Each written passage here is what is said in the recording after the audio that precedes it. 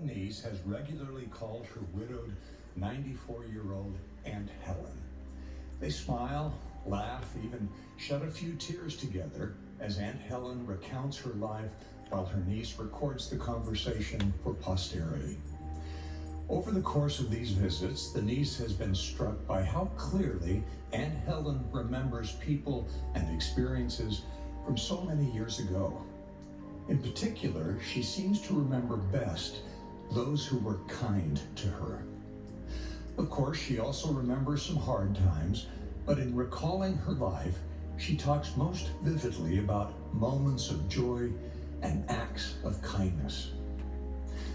You can learn a lot from a woman in her 95th year. If memories like Aunt Helen's persist so strongly, then perhaps our small and simple interactions are more powerful than we realize. It's as if our every good and selfless deed is like a seed that will eventually bear the fruit of sweet memories for generations to come. We should never underestimate the power of kindness. Speaking of such acts of service, the Lord Jesus Christ said, "Inasmuch as ye have done it unto one of the least of these, ye have done it unto me." Aunt Helen understands this.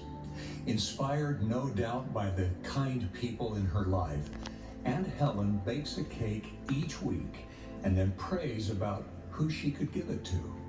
She has a long list of people and their birthdays, so she can send them birthday cards with a special note. She is especially careful to include those who might otherwise be forgotten. And over the years, she has quilted countless blankets for others.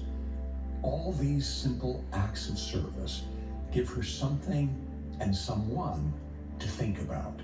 She explains, "They help me not to worry about my own problems so much." Not surprisingly, Aunt Helen's sensitivity to kindness is closely tied to her faith in God. She speaks often of her belief that He is watching over her. Even though she lives alone, she doesn't feel alone.